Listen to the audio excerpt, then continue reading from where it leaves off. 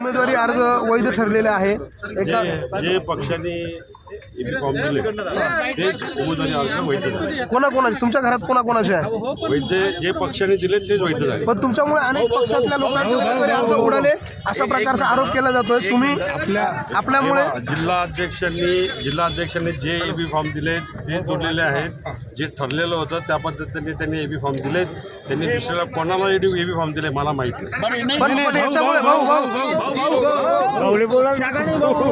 नवीन नाशिक भागामध्ये आणि शहरामध्ये अनेक ठिकाणी दोन ठिकाणी एबी फॉर्म दिलेले आहेत आणि त्यामुळे प्रचंड गोंधळ झाला आहे। नेमकं काय हा सगळा गोंधळ आहे? कोणाचे एबी फॉर्म उडालेत आणि का हे सगळं घडत आहे?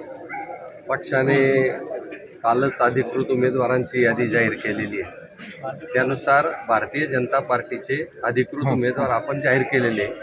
राहिला विषय एबी फॉर्मचा, काल थोडाफार काही कार्यकर्ते पदाधिकाऱ्यांचा जो गोंधळ झाला त्यावेळेस काही एबी फॉर्म एखादा दोन इकडे तिकडे गेला असेल, परंतु पक्षाने अधिकृत उमेदवारांची यादी जाहीर केलेली आहे। त्यानुसार आमचे पक्षाचे अधिकृत उमेदवार राहतील। पण आता सिडकोमध्ये तुम्ही जी यादी दिली आहे त्या यादीनुसार असंच कळत आहे की जे काही उमेदवार आहेत ज्यामध्ये बडगुजरांच्या घरामध्ये तुम्ही दिलेल्या यादीत 2च उमेदवार आहेत, इथे मात्र 3 त्यांचे अर्ज जे आहेत ते वैध ठरले, त्याला एबी फॉर्म देखील वैध ठरला आहे।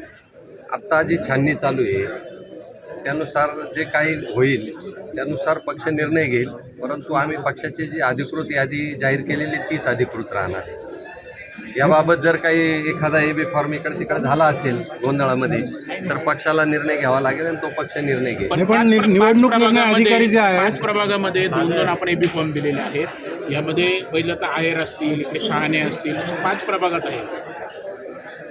आपण आपल्या यादीनुसार एबी फॉर्म दिलेले आहे आणि तेच ग्राह्य धरावे असा आपला।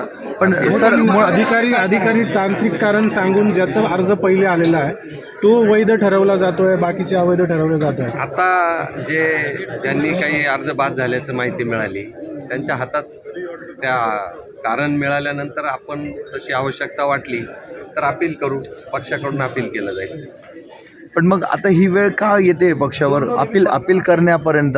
म्हणजे तुमच्या आदेशाने पार्थिव डिफरन्स आपण म्हणतो, तुमच्या आदेशाने पक्ष चालतो, तुम्हाला आता विनंती करण्याची वेळ येते, असं का घडतंय पक्षात?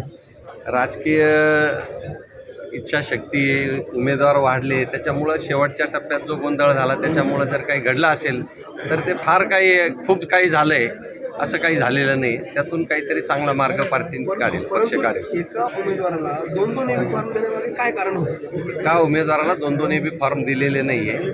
शेवटच्या क्षणी जो कार्यकर्ते पदाधिकाऱ्यांमध्ये जो गोंधळ उडाला होता त्यावेळेस एखादा सही केलेला एबी फॉर्म इकडे तिकडे गाळ झालेला असेल, परंतु आमची अधिकृत भूमिका ही ज्या उमेदवार यादी जाहीर केलेली तीच राहणार। पण कुठले प्रभाग आहे का तिथे तुमच्या उमेदवारी अर्ज घाळ करून 122 मध्ये मी कसं सांगू शकतो? तुम्हाला थोडा वेळ द्या, मी त्यानुसार सांगू शकतो। पण काल उमेदवार जे अधिकृत उमेदवार आहे ते आम्ही वर्तमानपत्रात पण दिले, पक्षाचे वर्तमानपत्रात घाळ कोणी केले? कोण होतं की त्यांनी तुमचे उमेदवारी अर्ज पळवले? काही कायदेशीर कारवाई करणार आहे का तुम्ही? निश्चित ज्यांनी पक्षाच्या विरोधात चुकीचं काम केलं त्याचा अहवाल प्रदेशात जाईल आणि त्यांच्यावर कडक कारवाई होईल। पण काल मंत्री गिरीश महाजन यांनी म्हटलेलं होतं की आमचा एकही एबी फॉर्म गाळ झालेला नाही आहे। आपण ती शहानिशा करून काय ती पुढील दिशा ठरवू। आजपर्यंतचा इतिहास असा आहे, आपण फक्त सांगतात कारवाई करू, परंतु प्रत्यक्षात कुठल्याही स्वरूपाची कारवाई होत नाही। आता तर या कारवाईवर कोण विश्वास ठेवणार आहे तुमच्या? आजपर्यंतचा इतिहास असाही आहे का आमदारांच्या मुलामुलींनी उमेदवारी भरायची नाही तर ज्यांनी भरली ते काढून घेणार आहे आणि ज्यांनी नाही भरली ते भरणार नाहीये, हा पण इतिहास आहे पक्षाचा। एका घरात तुम्ही 3 उमेदवार दिल्यात ना, बडगुजरांच्या घरात तुम्ही 3 उमेदवार दिल्यात। एकीकडे म्हणायचं एका घरात उमेदवार द्यायच्या नाही, 3 उमेदवार तुमच्या अधिकृत झाल्यात। अधिकृत आपली जी यादी जाहीर झालेली आहे ती बघा आपण, त्या यादीनुसार ज्या उमेदवार राहतील त्या उमेदवार फायनल होतील। तेच होणार, अधिकृत जे होणार ते फायनल। एका घरात 2 उमेदवार आहे, जे झालेलं असेल ते एका घरात 2 उमेदवार आहेत, कसं म्हणजे कार्यकर्त्यांना अन्याय नाही? असं काही ठरलेलं नाहीये का एका घरात 2 द्यायला नाही पाहिजे, फक्त आमदारांच्या मुलीला द्यायचं नाही असं ठरलेलं आहे। आता जर निवडणूक निर्णय अधिकाऱ्यांनी आपला अपील देखील मान्य केलं नाही तर शेवटी उमेदवार अपील मान्य कसं करणार? आम्हाला ती संधी मिळेल ना, अजून त्यांनी त्या हातात दिलेलं नाही आहे, त्यानुसार आम्ही जाऊ ना.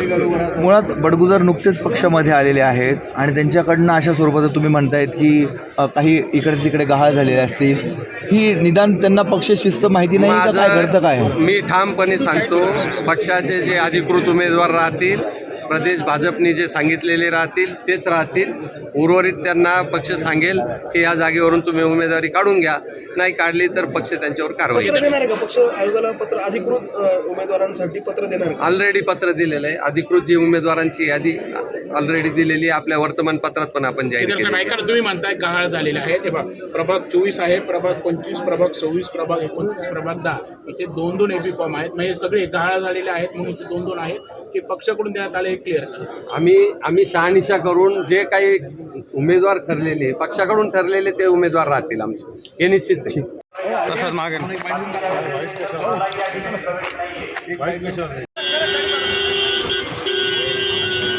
भाऊ